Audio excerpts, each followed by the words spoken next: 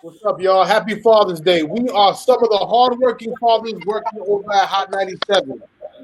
First and foremost, my man, Mr. Shake the Block, Mr. Bobby Trends. He's Yeah. in. What's up? What's up, Trends? I'm chilling. You see, I got one of them with me. Happy Father's Day, baby. Thank you. Happy Father's Day to you too, and everybody in the room. Another one. Happy Father's Day to my boy, DJ Camilo. Yeah, what's up, baby? Happy Father's Day. You already know. Father's Day. Another hardworking DJ. Another guy who reps Jersey heavy. Got his kids with him today, DJ Wallah. What's up, man? Happy Father's Day. I got my two mini me's with me. Your two mini me's? Yeah, both of them. Too? Yeah. And if you look up on top of me, that's my boy EJ there. Yeah. Yo. Oh, that's EJ? Yeah, EJ. Old man now. Yeah, I thought it was another father. We trying to stay away from that while I'm still young. Yeah. Good. Oh, I see one of Camilo's young ones there. There they go. That's the clan right there. The clan. That's JQ and Cat. Yeah, they famous. We see them on the gram all the time. I forgot about these two. Can't forget. Ooh. Introduce them, Bobby, so we all know who they are. So, my first, that's Roberto Jr., a.k.a. Little Trends. Then you got Elias. That's Elias. That's Baby Shake. I'm sorry. And right here, this is my 4-month-old. He's Josiah Baby Hammer. So 4 months, year and a half, and 15. What did it mean, and where were you when you first found out you had a baby on the way? Oh, man. Remember Trends? Where you was at? I don't remember where I was at. I definitely was living in Jersey City at the time. And I remember Roberto's mother telling me, and I wasn't surprised. No? Nah, I was like, no, you're definitely pregnant. Because you know when somebody gets pregnant. I took phys ed and things like that. So, you know what happens. 1 + 1 = 2. Exactly. And no, but I was super excited. It wasn't hard, to create this big guy. Super excited, but I knew right away that I had to jump into family mode. So got up and moved to Westchester County, where Roberto's mother is from, and we definitely got our first place. Just got right into family mode. So good memories, great memories, man. That's awesome. Camilo, you remember anything about that? Yeah. I remember I came home from the club and it was like 5 a.m. and wifey was up on some, I think that, I think I'm pregnant, and the thing was that back then, we were married for like 2 years. So we kind of planned, like, we're not having no kids. We're going to enjoy our little marriage for 2 years. But then that third year, we were trying. So it wasn't no surprise because we were trying. We wanted to have a kid. So finally, she's like, I think this is it. This is it. I think we're here. So, that's when this one came right here. When I found out I was having EJ, I was like, oh my God, there's no way I'm ready for this. I was like, there's no way I'm going to be ready for this. No way. I was working at Def Jam Records at the time, doing Enuff for them.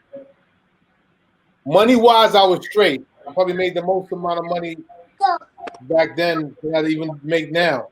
So I was ready. Financially, I was straight. But just the time, like how I was going to do it. I was working at Hot 97. I was DJing for Queen Pen. I was also working for Def Jam. I was like, how I got time to raise a kid? But you make it happen. Because it changed your life and it's everything you're supposed to do. And there it is, EJ. Yo, in the flesh. Yeah. in the flesh. Gosh. Now he goes to college. Nice. This one right here was planned. We planned for this one, so I wasn't too shocked when I found out that her mom was pregnant. But her birthday is actually the day after mine. So if anything, I was more shocked that I was kind of losing my birthday. I think I was in Atlantic City not Harris. I was at 4040 Club when her mom went into labor, and I had to come back from Atlantic City. So that was a little, scary. But it actually put me into grind mode because once I realized I was about to become a father, I had to take DJing a little bit more serious. Yes. This guy right here, not so much planned. But I still love him to death. This is my little man. What about some of the most important lessons you've taught your children? Do you guys have any recollection of what those might be? I know it's not an easy question. I think as far as me, I think the most important thing is to stick to something all the way to the end. School, obviously, the given, I think with any parent. But I think that's the most important thing. Like, you got to try and plan and not give up. And school, school for them is, any kid is tough. But, I get the complaints, we get the back and forth and this and that. But that's the most important thing. Like, stick to this, man, to the end. And then after that, we're going to figure out what you're going to do with life. But I'm always kind of like pushing them to plan, And that's been tough because still to this day, they don't know what they want to do later when they grow up. So, but at least, they're focused. You know what I'm saying? That's the most important thing that I kind of taught them. Do you think sometimes we have to think for our children? Yeah, sometimes. I mean, guide them and shoot ideas at them, and open their minds. Right. When EJ was young, he was about 7, 8 years old. He used to be in tennis. And he was one of the nastiest tennis players in Westchester, Bronx. And I always felt like I played myself by taking him out of tennis. No, it was cool. No, just for me, I'm just saying, like right now, he could be right now, I feel like my son could be in the US Open. I always played basketball my whole life. So like when I did the camp, it was a little bit of a culture shock, but the fact that it was different, I guess, like, what I'm saying, it was a little bit new to me, you know what I'm saying? I didn't understand it fully, you know what I mean? With Lil Trends, he's old enough to hear some of the stories that I couldn't, he wouldn't have understood when he was younger. That, every year I get to share with him more stories about myself and how I came up and how I had to deal with my parents, and school and teachers and how to deal with issues and how to, so every day, man, we just, we he doesn't live with me, but we get on FaceTime pretty much all the time, and we get to talk about how to handle things that come up. You know what I'm saying? So he was able to watch me build my Shake the Block brand, and would ask questions from super young, from little, so I feel like he knows a lot about branding, where now he actually has his own brand called Hype Cheese. It's Buddy, so he where he resells sneakers and clothing. I used to do that too. And hey, you want to talk? And I think one thing that I've taught him, like, you teach indirectly sometimes by just your actions. So he knows that I've always done what I love. So he's learned that, and his mother reminds him all the time also, monetize on what you like or what you love, Right. So find something that you enjoy and monetize from it. You know what I'm saying? He's still in high school, but he's already learning how to, he likes fashion. So he's going to FIT in the summer for fashion design and Parsons. So definitely support his, his interest. How did your parents or your father influence the way you're a father right now with your kids? As much as my mom was on me, my dad was on me. You know what? That stuck, and I think it happens with a lot of parents. Like, you start to become your mom and your dad. Yep. Catch myself sometimes preaching the same things my mom was telling me, and I hated it. I kept saying it to this guy. I catch me saying it to this girl. Like, I'd be like, wow, look at me. I'm a dad, man. I'm over here talking that same talk, like that you hated so much. yeah, like my mom used to be like, my dad, when I was your age, blah blah blah, and I'm over here saying, when I was your age, I didn't have my own bedroom. You know, I just used to sleep in the living room. That's why I grew up in a 1-bedroom. I didn't have it as good as you. You know what I'm saying? Right. At their own bedroom. So to me, it's like, you know, I compare when I was growing up and what my parents used to say. So my dad used to be like, I used to walk 6 miles to school, blah, blah, blah, blah. Right. I'm over here like, wow, these kids get driven to school every morning. Literally, they step out the house into a car and they're going to school. Like, I used to walk to school, you know what I'm saying? And it's a nice car. Right, a nice car at that. Nice car. You know, in high school, I was taking a train by myself to go to school. Like, these are things that they're probably not gonna do. And you know, and I share it with them, and I compare the way they live, the way I grew up, and the way my parents grew up, whole different ball game. You know, I catch myself like saying things that my parents said to me that I'm saying to them now, like all the time. It's crazy. It's bugged out. It's really bugged out. How about you, Wallah? Yo, to piggyback off what Camilo said, I probably couldn't say it any better, but same thing. You know, I try to feed my kids peanut butter and jelly sandwiches. They don't eat peanut butter and jelly. He want dumplings, he want shrimp, they want steak. And I'm like, when I was your age, I survived the whole summer off peanut butter and jelly. Yeah. I eat a cup of noodles 3 times a day. I feel like she want Benihana. He wants to go get some Jamaican food. I'm like, I didn't experience Benihana until I was 20 something. But it's the same thing that. How did that happen? How did she get to experience Benihana at such a young age? It's my fault because I took her to Benihana. But I'm doing things for them that, you know, my mom and dad probably couldn't do for me. Yeah, it is. But it's my fault because I spoil them and now they want to eat, you know, fancy stuff. But I wish they would just enjoy some peanut butter and jelly for lunch sometime. Do you think there was a point when the children understood who we were and who we are? I don't know, man. Like DJ Camilo, who owns Blend Restaurants, who owns the Pizzeria Restaurants, who works at Hot 97, who works for Next Nitty in the afternoon. Like, you know what I'm saying? That's a big deal. It might not be to them, but, you know, to a lot of people it is. But do they understand that? They understand it. They see it. They get it. I don't think it sinks into their head, like, really. Like, I'm going to give you an example. Like, to work at Hot 97, that was a dream come true that I never thought at their age, when I was 13, 14, I started eating, that it would happen. And like it happened.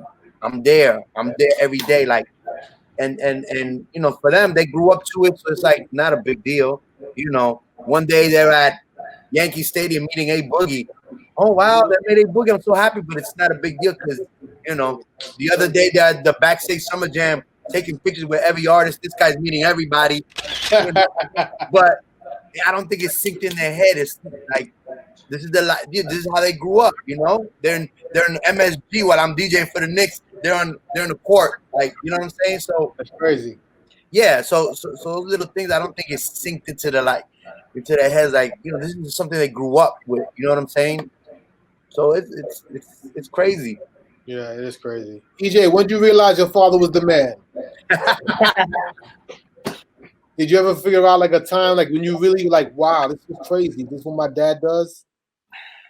Man, it was countless times, Pop. I'm trying to think. I think really when people would really try to take photos with you, and when we was just, you know, doing regular everyday to day things, or like eating dinner somewhere, or somebody gives you like a crazy good hookup on the spot, like, oh, just because like you was there, you know what I'm saying? Like if we went to go eat somewhere, right? When they recognize you, you know what I'm saying, growing up, and then they gave you like a, you know what I'm saying, like just show love, like that was cool. Seeing that, you know what I'm saying? That I feel like that certain moments like that made me realize, like, you know, what you did, stuff like that. So, you know. All right. Did it ever bother you at all? Nah, it never really bothered me because I knew that you was my pop. You know, like, you know what I'm saying? They know you as DJ Enuff, but I know you as dad. You know what I'm saying? Got you. I be cracking jokes on her. I'll be like, yo, you got the coolest dad in school, yo. You know what I'm saying? They're like, yeah, whatever. That's right. That's funny. Yo, I can tell you, like, just recently, maybe a couple of days ago, she like let me know she knew what was going on because she said, "Hey, Dad, are you about to go live?" I said, "Yeah." Do you want me to hit the button for you? Do you want me to read your comments? Do you need me to do this? I'm like, how does she know about all this? So while I'm live, she draws this a couple of days ago. I don't know if y'all can see it's backwards. This is me going live in the house. I see it. Wow. So she's aware. You know, it says the heavy hitters is the speaker laptop. She said, these are dancing. So it's like she's super aware of what I do, but I never asked her. She never just came out and say it, but just like the little things, like little hints she give me, I know she knows exactly what's going on. I don't know if he knows. I'm not sure. He don't even really talk much. but she's super aware of what's going on. And look, she knows Camilo when she sees him. She knows who Enuff is. That's she knows Nessa. Like even when I'm live and Camilo types, she'll say, "Hey, Camilo's in the room." Oh, that's cool. She knows what's going on. Let's talk about the bloopers about being a dad and maybe some of the most embarrassing moments that you guys might remember with your children. Let's just keep in mind, Pop. Let's not go crazy right now. Let's not go crazy. Tell him the skateboard story. Yes. So my son, he likes, he skateboards now, and I used to skateboard too when I was his age. But I tried to get him skating early. So you started skating when you were like 4 years old? Yeah. So I used to take my son to the skate park when he was like 4 years old, an indoor skate park in Jersey, where he would actually like go into the bowls and everything. It was kind of crazy.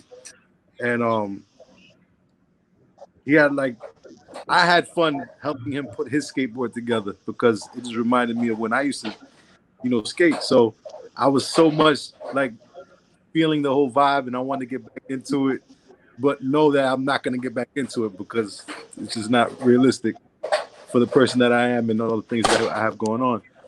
Anyhow, we go to the park, to the regular park. It's me, him, and his mom. And I jump on the board. Every time I, had a chance to, I would jump on the board and I'd ride.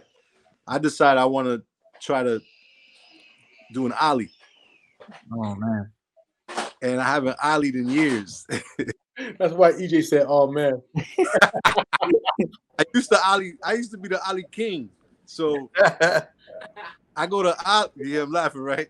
So I go to ollie, and his mother and his mother are in front of me, so they can't see it. Can't think of something. All they saw was a skateboard fly past them. and into the pond. Ooh. In the park. Skateboard went into the pond? Skateboard's gone in the water. Oh. And they turn around and look at me, and I'm already standing up because I wasn't gonna let them see me on the ground. And I was definitely bleeding from my elbows. So, oh man. So his mom was like, "What just happened?" And he was just like, "Dad." And I was just like, "I'll get you a new one. It's okay. We'll build a whole nother." But I definitely had some backaches and some good cuts on my elbow. So yeah, that was a little bit embarrassing. And everybody, not to mention everybody in the park saw it. So on the way out, I told him and his mother, I said, "Can we go the back way? Because I don't want to walk past everybody who just saw me bust my ass." I got a crazy blooper that they actually don't even know. So they're gonna find out right now. So when JQ was born, and I know this has happened to parents in the past because I've heard about it, but he was really young. He was about, I don't know, about maybe 3 months old. I fell asleep with him in the bed like this, right? And then, thank God, and I'm gonna tell you right now, thank God that we had a carpeted floor. Fell asleep with him, and he kind of rolled over. I didn't notice. You dropped him. Rolled over and fell off the bed. Oh. And all I heard was bum bum.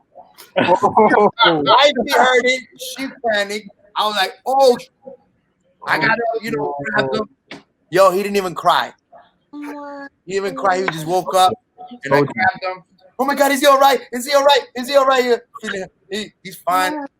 And we grabbed him, and wifey's like, "Oh, you're never gonna fall asleep with him again. You're never gonna touch him again." You can imagine how crazy mom went. Crazy. It was just fun. I guess that's why he came out a little funny. Pop, didn't you drop me? Didn't you drop me one time? I always drop you, Pop. Yeah. Nah, but that ain't my story. My story with you would be the time I went to a birthday party with him at Chelsea Piers. And y'all know how big Chelsea Piers is, right?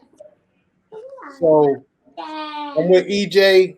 He's doing like the gymnastic stuff, the rock climbing the wall, all that stuff. And then we took a break for a second, and I was with him. I let go of his hand for a quick second, and he turned. And he turned and went outside of the play area, and I lost him. Oh my God. So here I am running up and down Chelsea Piers, EJ, screaming, EJ. Like I lost my son. I'm like, what am I gonna tell his mother? What am I gonna tell his mother? They're over here down there crying. Then You were more scared of mom. I was more scared of his mom than anything else.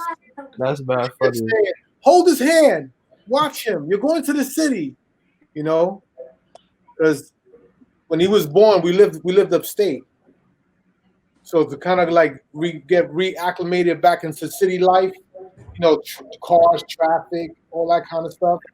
So I lose him in Chelsea Piers, and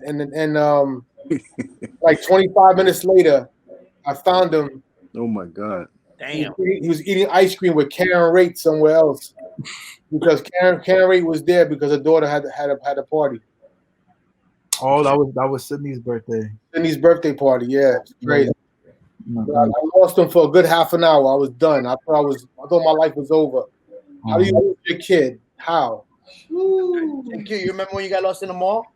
Yeah. What happened when we got lost in the mall? He started panicking. The funny thing is that he used to walk away from us, and I used to keep an eye on him. So one day I hid on purpose, and he couldn't find us. He started panicking. Then he ran out the store, crying, and I stood quiet because I wanted to teach him a lesson. Right. Quiet. Yo, my man went from 0 to 100, like in tears. Yes. And then finally I got him. I said, "Come here." And then I put him on the side, and I gave him that talk. And since that day, I haven't lost him. What about things you regret doing to your kids? Is there anything you guys ever regret doing to your children? Regret? Yeah. Damn, that's a good question. Yeah. I regret introducing them to PS4.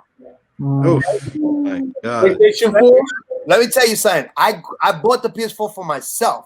I went home, blah, blah, blah. I had it home for at least maybe 6 months without this guy right here really getting engaged with it, right? No, he lives on it.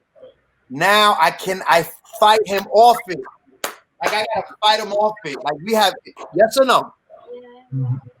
Yeah, not wrong. I'm not wrong. And I get it. All the kids, all his friends, and some of his friends want to play till 1, 2 in the morning. I'm like, nah, that's not happening here. Camilo. Yo. Little Trends where all of his game systems are. Where Little Trends, where's all your games at? It's in a bag over there. In a bag. That means he's on punishment. No. How long did that take? Like, I want to say 14 months ago. About 14 months ago, I took those. 14 months. Wow. Why'd you take him away, Trends? Because it was starting to overtake his life. So I had to take it back. You're a better dad than me, Bobby. No, gone. You heard that, JQ? They're gone. 14 months. Well, look, you can see my two. They stuck on the iPad. They wake up to the iPad. They fall asleep on the iPad. They fight over the charger. And I think I introduced them to iPads because I wanted them to just have something to do. Right. And that's all they do all day long. iPad. She got headphones. She wants to drown us out. He broke his headphones. And look, they're not on the iPad playing games. They're on the iPad watching other kids play games. They're on the iPad watching other kids open toys.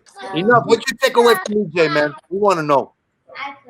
I don't think I ever really took nothing away from EJ like that. Did I, EJ? No. I mean, EJ's not for nothing. For the most part, a pretty good kid. So I think when EJ got older is when I sometimes had small bumps with my son. I was trying to teach him how to be a man, and I think I let my old school father's ways kick in, and those are the things that I regret. Like sometimes blacking out on my son or yelling at him when he didn't deserve for me to black out on him. When I could have just talked to him like a man, and we could have got things resolved. To the point where my son was like, I don't know if I want to hang with daddy anymore. He would tell his mom, I don't think I want to hang with dad no more because dad is too rough on me. So then I started to realize, damn, I'm instilling the same fear that I had for my father into my son, and I didn't want to do that. I wanted to make sure I changed a generation gap. So I promised, since that day, I promised I'd always be more kinder, I would be more understanding, and I'd be more emotional where I could, respect my son's feelings and understand that he's a human being. And now we grill and we be making mad chicken and mad. Now we good. We cook together. We talk together. We build together. Yeah. He gives me hugs. He calls me. Yeah. It's good things like that. Nice. Good stuff, man. I mean, it's what we do. It's what we do. I got a serious question, not to dampen everything, but with all the stuff that's going now with racism in our world and all the protesting that's going on, what's the messages or what's the questions that we're answering our children with? My two are so young that they're coming up in that generation where they haven't even started seeing color yet. Like I've seen his friends, and his friends are white kids. He don't know that, white, black. He's like, yo, this is my friend. This is my friend. My friend is my friend. So it's like, if he don't see color and he not really trying to draw a line, should I draw the line for him? Should I even bring it up? So it's real hard for me to like start that conversation for him without tainting his thoughts and what's going on. So if anything, I would need some advice on where to start the conversation with Austin, so that I don't mess up what's going on already. Well, in my crib, in my house, we've done a lot of conversation, a whole lot of talk. The one thing that I've done in my house that I'm proud of is I try to have dinner every day. Even before COVID-19, all that, I try to have dinner every day at home, at least have that moment with them. And now, now we have a lot of conversation what's going on. They see what's going on.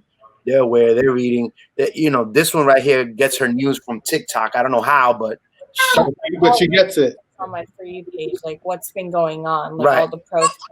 Right. So she tells me how she gets her news. Then we talk about it, and then I teach her like not to listen to everything she sees on Snapchat or TikTok. I had to tell my son, hey, did you check in on your uncle? And the reason why I actually checking on his uncle, because his uncle was a police officer.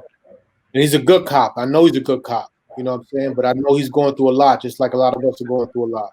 And I said, he's your uncle. You still got to check in on him to make sure he's okay as a human being. That's to check on him. The two sides to every story. Yeah, that's deep. And he had to do that. You called him, right, E? Nah, I actually got to call him after this. Keep him 100. All right, good. I tell you, with my son, with Roberto, I didn't have to have this conversation with him presently, because we've been having conversations since he was capable to understand from early. Right. Because we come from a multiracial background, and in the area we live in, I thought it was important that he understood the difference between, I guess what happens to us as Black and brown people, so we've been just instilling things in his mind from early, just teaching him like, this is how you would handle a particular situation from early, so now when we do have conversations about things that are happening now, he's very like mature about what's going on. He understands there's nothing I really have to teach him that we haven't already taught him. So we didn't have to wait for for a tragedy like this to happen for us to start having a conversation, because there are tragedies that happened before, you know, that we had to explain. So, you know, he's pretty on it, right? There was a moment where I think he wasn't, I don't want to say proud, but he was misinformed about what being brown skin was at the time.